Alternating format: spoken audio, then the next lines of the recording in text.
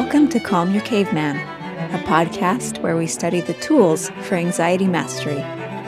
I'm your host, Dr. Adriana Jarvis Twitchell, a specialist in anxiety mastery strategies.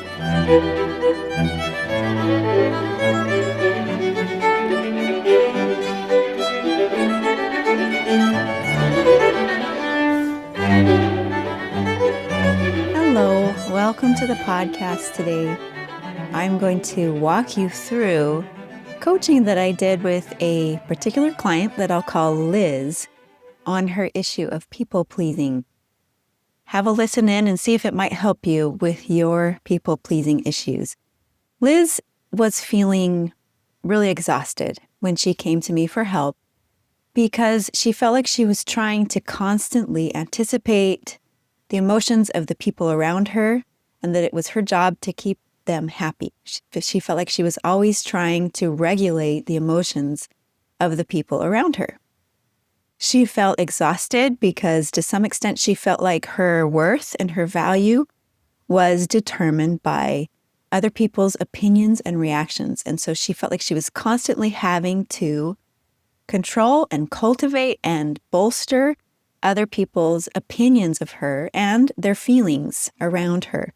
She often found that she felt resentful because she was doing things that other people wanted her to do, spending time doing what other people expected her to do. And these things that she was doing often didn't feel very important or valuable to her personally. So she noticed enough that she had a problem with people pleasing that she came to me and we started to work on it. And the very first thing that we started to work on together, which is something that is kind of the first step anytime you want to get a little bit more control over a certain aspect of your behavior or your emotions, is to start to have a little bit of distance from that. I invited her to think of her brain in terms of an internal family. We talked about those movies Inside Out and Inside Out 2. Those of you who've seen those movies, there's a girl and she has all of these emotions inside of her brain, and these emotions are depicted as individual characters. So there's sadness, there's joy, there's anger, there's anxiety, there's jealousy. And each one of these is a particular figure in her brain. So I invited her to think of her brain in the way that Richard Schwartz talks about the internal environment. He's a psychologist that has developed this system called internal family systems, where you think of your different emotions and your different parts of yourself as different members of your internal family. And there is a part of you which is able to observe all of the other parts of yourself. And that part of you is called your wise self, or your capital S self.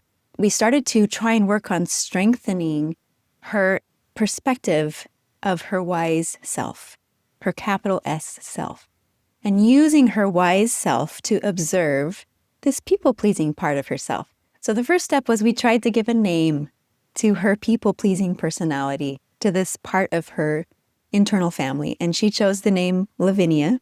She thought that was fitting for this particular part of herself that always wanted to please other people.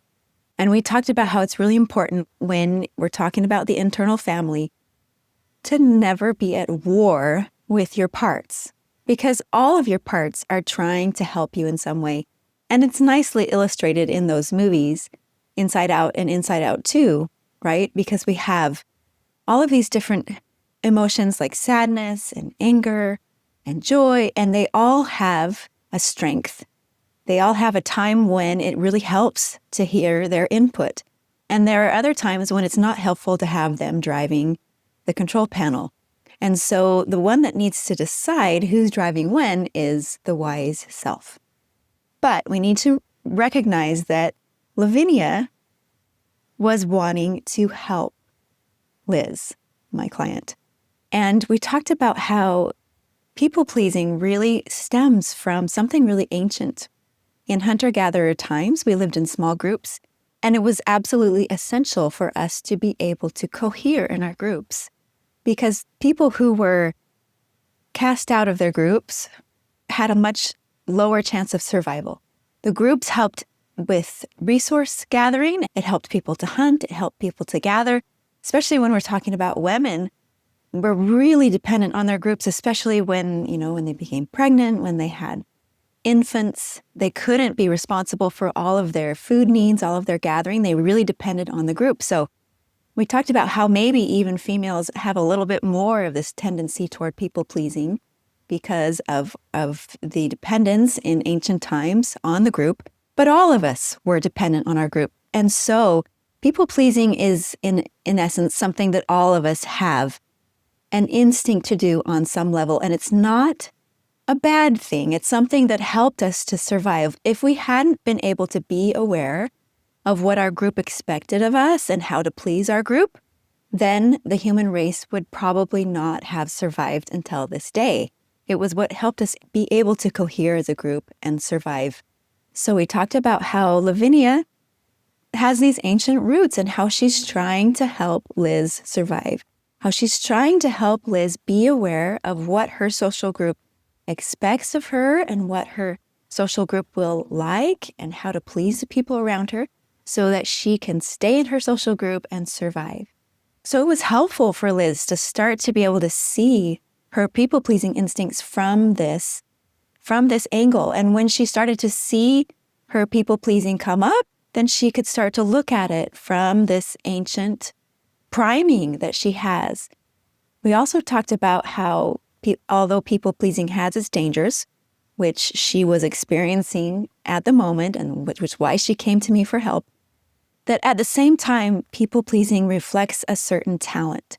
So all of those inner characters in the Inside Out movie that were inside of that little girl's brain, they had a specific ability, specific talents, and specific weaknesses, right?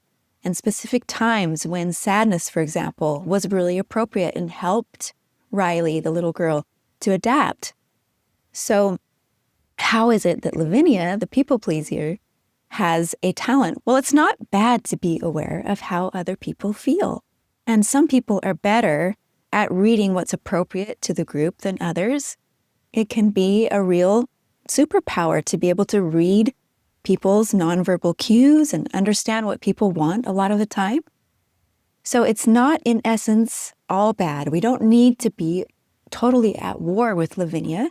We just need to learn to understand her, understand what it is that she's trying to do for us, and be able to use that wise self to direct her, to help her to know when what she's trying to do isn't helpful and when her talents actually are useful. So we actually worked on her learning to, or preparing to talk to Lavinia in those moments when her people-pleasing instincts would come up. It's something that you need to practice ahead of time because in the moment it's going to be maybe kind of tricky to figure out how to talk to this instinct in the third person. And so we talked about in our coaching sessions, I asked her to try and think of some things that she could say to Lavinia the next time her people-pleasing desire came up. And she talked about how she would tell her, Lavinia, I really appreciate what you're trying to do for me. Thank you for trying to protect me.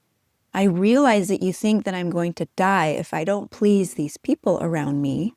But I want you to understand that this is a different kind of situation than the primitive hunter-gatherer times.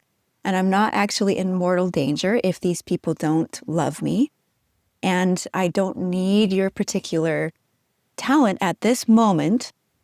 These were some different things that she came up with to try and talk to herself and get that third person perspective, to exercise her wise self, her observing self, to be able to observe her people-pleasing in an understanding and compassionate way, but also in a wise way.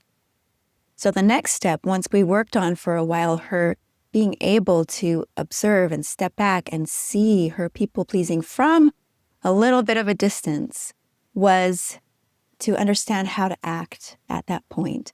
We weren't just going to observe, but we were going to have to act in different situations. In the past, she had always been letting Lavinia determine how she acted.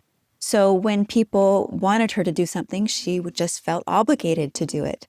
But we talked about how it can be a pitfall for people to swing the pendulum to the opposite direction and simply refuse to do everything that people want you to do. So anything that comes up where people want you to do something, to feel like you just push back every time, that wasn't going to give her freedom from anxiety the way that she wanted. Anxiety comes from not feeling like you have control and autonomy over your choices. And so people-pleasing causes anxiety because you always feel at the mercy of what other people might want and what they're feeling. You don't get to determine what you do.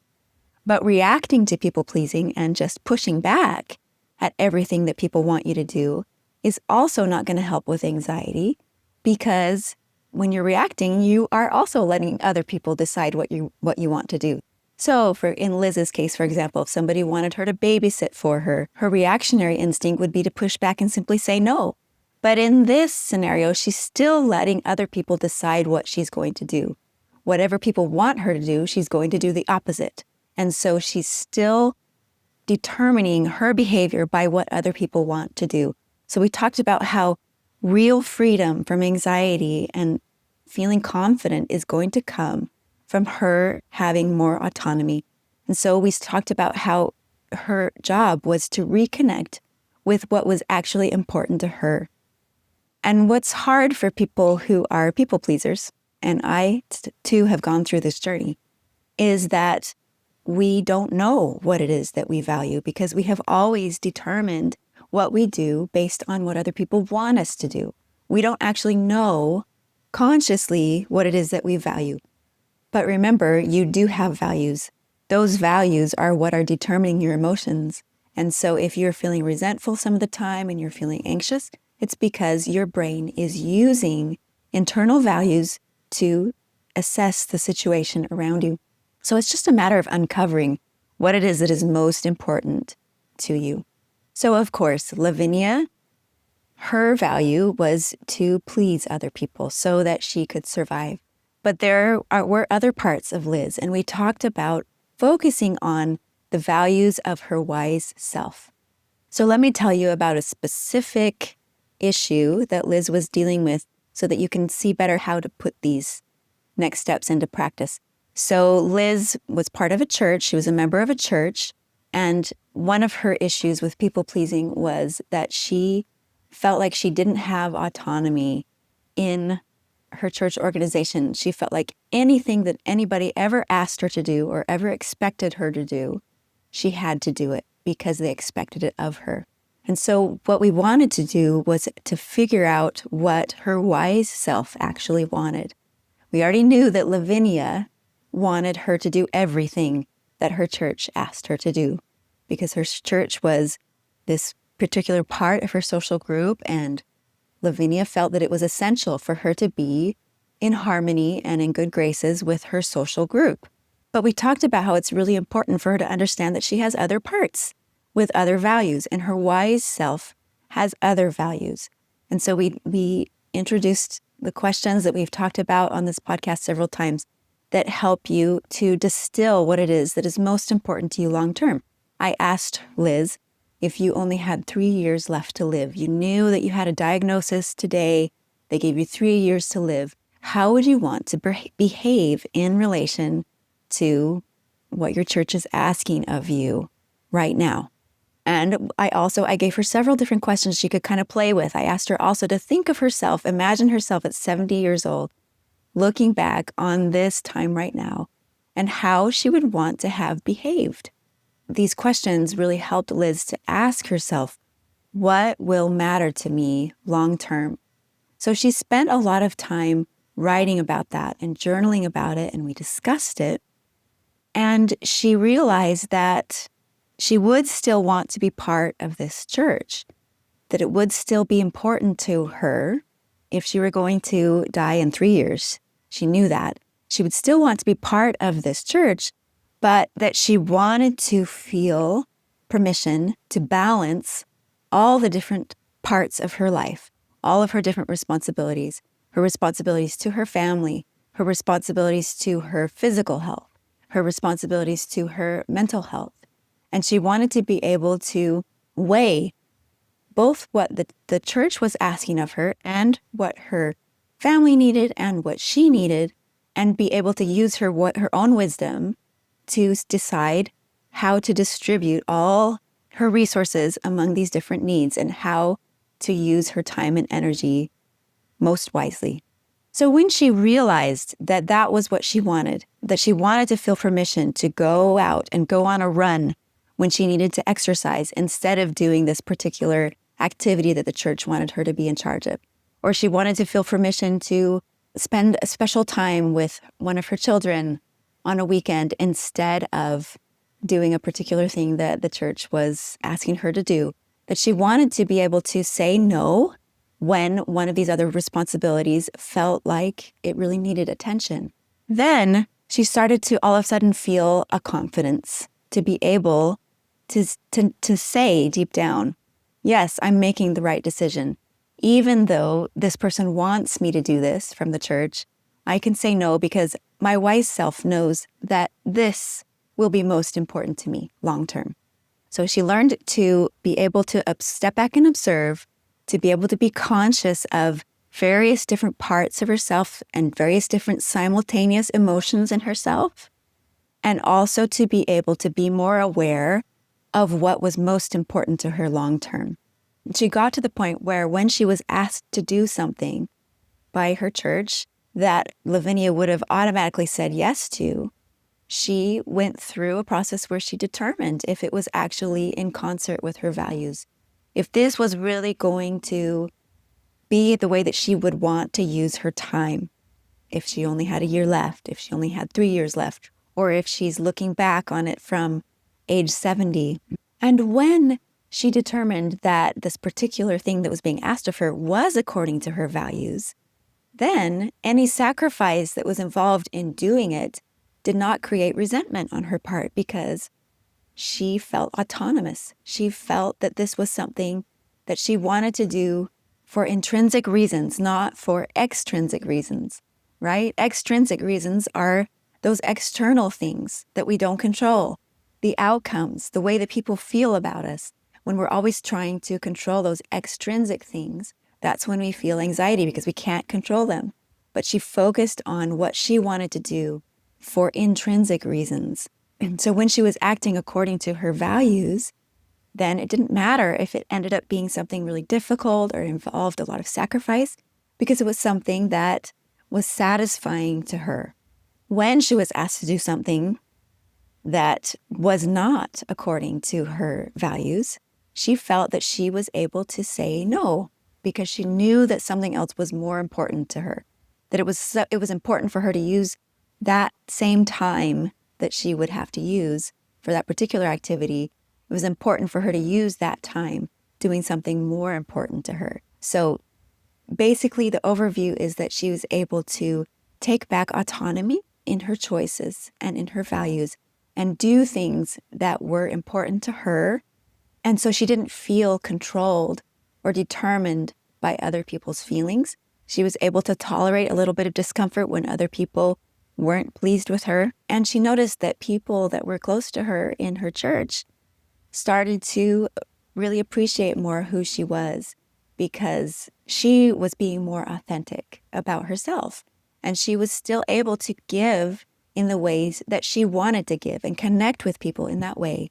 But she was also able to say no when there was a priority that was even more important to her. So I just wanted to give you this overview. It's a really broad overview. This was work that we did over months and months, but so that you can get an idea, a little bit of an idea of how to go about working on people pleasing if this is your issue. But I will say that it can be really helpful to sign up for some sessions of coaching, because when I can individualize it with you, ask you questions and help you to figure out, to draw out from your wise self and your interior, it's a lot more powerful when you can individualize that. And of course, my goal is always to help people get to the point where they can do this work on themselves. But when we're just starting out, a lot of times it can be really important to have a third party who can observe and can ask you questions and help you to recognize patterns in the things that you're saying and ask you questions that you have to search and probe for. And the act of actually speaking and verbalizing what you're feeling and what you're thinking is what brings it into your conscious brain and helps your wise self to know what it is that you actually value and what you actually think and what you actually feel. So it can be really helpful to begin with some coaching sessions. So if you want to do that, look at my website and look me up and sign up for a couple coaching sessions. So that's what I have for you today. Thanks for tuning in. But don't go away yet. We have our kindness narrative now. This is not just a feel-good moment. This is actually a practice that if you can engage in every week, it can help to change your default anxiety settings. And it helps us to listen to these stories that other people share, but it can help you even more if you will share your own story. And you can do that either with audio or a written form, and the information comes on after this kindness narrative. So stay tuned.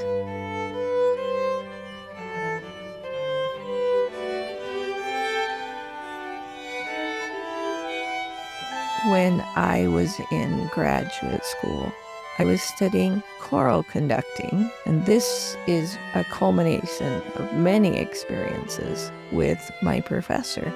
He was always very stern with people. You didn't get a lot of accolades or any accolades from him.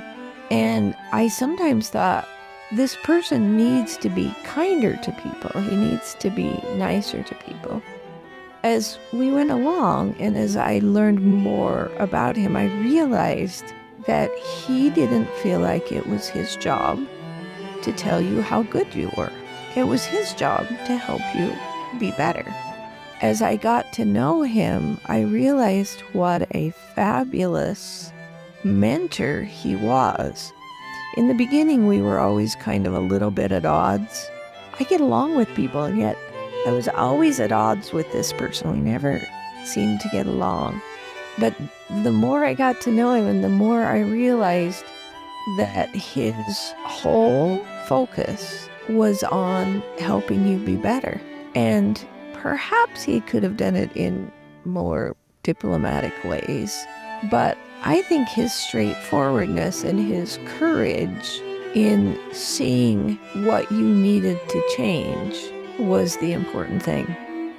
And we live in an environment where people often think you have to speak kindly to people, or you don't point out their problems, or you don't criticize them in any way. We live so much in that environment. This man wasn't afraid to bring up your inadequacies. And it was exactly that made him such an incredible professor, because he really had your well-being at heart, even when you didn't feel like it. And I remember once I said, I finally get it. The problem is you think I can do this and I don't. And he looked at me and said, yes. Anyway, we are the greatest of friends now. He has blessed many, many lives.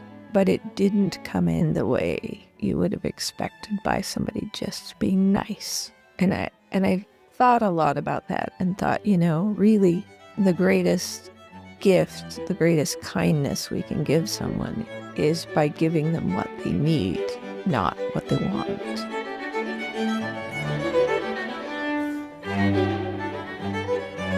Thanks for joining me today. If you'd like to share your own kindness narrative for a future episode, email your audio recording to calmyourcaveman@gmail.com or send an audio on Instagram at calmyourcaveman. It's optional to use your name. What's important is sharing your story. If you feel like you'd benefit from individual anxiety coaching, I do that too. You can look me up on my website, calmyourcaveman.com. If you'd like to support this podcast, you can do that by subscribing to Calm Your Caveman on YouTube and also on your favorite podcast platform.